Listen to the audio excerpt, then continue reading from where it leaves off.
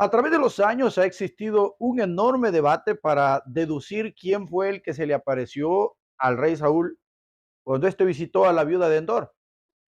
Dado que en Hebreos 9:27 dice que esté establecido para los hombres que mueran una sola vez y después el juicio, esto ha hecho a muchos pensar que no pudo ser el mismo profeta Samuel, dado que se rompería esta regla. Sin embargo, cuando Cristo vino a la tierra, él rompió esta regla no una vez, sino varias veces. Él resucitó a Lázaro. Él resucitó a una niña, resucitó a un joven cuando lo llevaban a enterrar y aún la Biblia dice que cuando él resucitó, cerca de 500 hermanos resucitaron con él. Esto nos hace ver que el único que puede de alguna forma cambiar la regla es el que la creó. En este caso es Dios. Ahora, ¿por qué yo creo que fue Samuel y no un espíritu el que se le apareció a Saúl? Porque de acuerdo al pasaje yo encuentro en él 10 evidencias de que quien se le apareció a Saúl no era un espíritu, sino era el profeta Samuel. Veámoslo en este momento.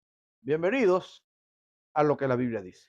La historia de la cual queremos hablar se encuentra en el libro de Primero de Samuel, capítulo 28, versículo 8 en adelante.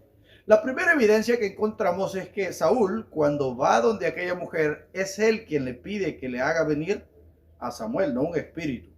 De modo que entendemos que la petición de Saúl fue que viniese Samuel. Lo vemos desde el versículo 8 al 11. Saúl está pidiendo que le haga venir a Samuel.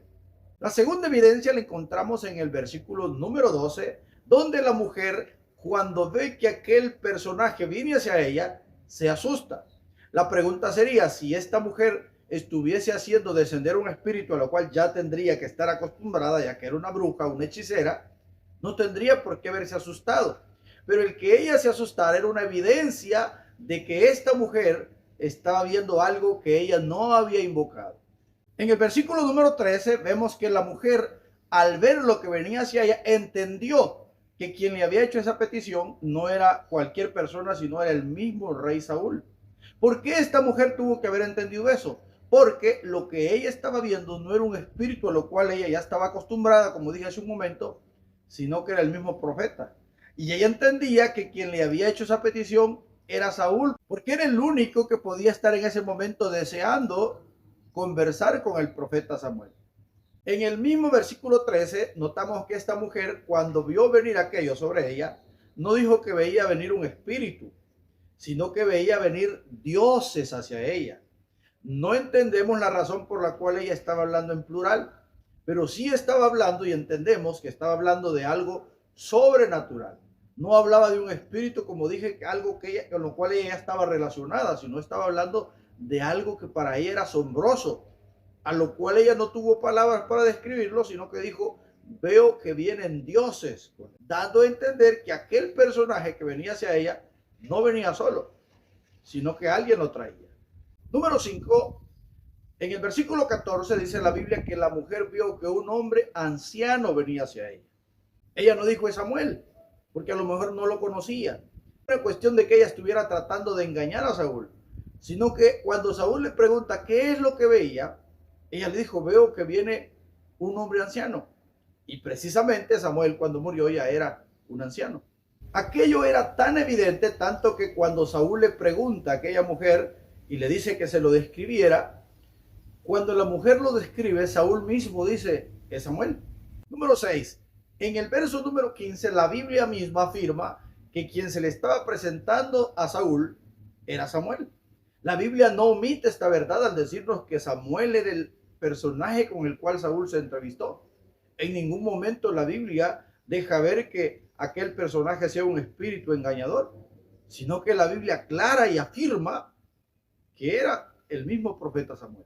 Número 7. Cuando Saúl habla con Samuel, Saúl le dice que Jehová ya no le hablaba y que lo había consultado a través de Urim y Tumín y que Jehová de ninguna manera le había vuelto a hablar.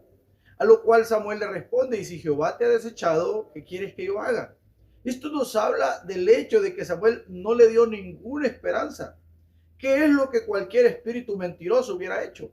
Hubiese engañado a Saúl haciéndole creer que Dios estaba con él cuando Dios ya lo había abandonado. Sin embargo, Samuel no hace eso, sino que Samuel le dice, si Dios ya te desechó, ¿qué es lo que quieres que yo haga? No le dio esperanza. Número 8. Samuel le dijo a Saúl que Dios ya lo había desechado como rey y que había buscado un sustituto, el cual iba a ser David. Y Samuel le declaró todo lo que iba a acontecer. Y tal como Samuel se lo dijo, así mismo sucedió. Y sabemos y entendemos que Satanás no conoce el futuro. No puede predecir lo que no ha sucedido. Eso solo puede hacerlo Dios. Samuel le dijo a Saúl que Dios se había buscado uno mejor que él y que se había buscado uno mejor que él, el cual era David. Y entendemos al haber leído la Biblia que tal como Samuel se lo dijo, eso mismo sucedió. Número 9. En el versículo 18, Samuel le dice a Saúl cuál era la razón por la cual Dios lo había desechado. Y claramente lo lleva al momento en el cual Saúl, cuando Dios lo envía a destruir a Amalek, no lo hace, sino que retiene unas vacas y al rey Agag, que en lugar de sacrificarlos, los guarda, dice él, para honrar a Dios. Pero esto desagradó tanto a Dios que el mismo profeta Samuel degolló a Agag y se sintió molesto con lo que Saúl había hecho. Número 10. En el versículo 19, Samuel le dijo a Saúl aún el día en el que él iba a morir, y le afirmó que al hacerlo iría al mismo lugar donde éste se encontraba. Algo que un espíritu ajeno a Dios no podría saber era el día en el cual Saúl iba a morir. Es posible que pudiese saber a dónde iba a ir, pero no el día en que iba a morir, porque ese solo le pertenece a Dios. El libro de Job, capítulo 14, dice que Dios nos ha puesto un límite del cual nadie pasará. Así que solo está en el conocimiento de Dios el día en el que cada persona ha de morir.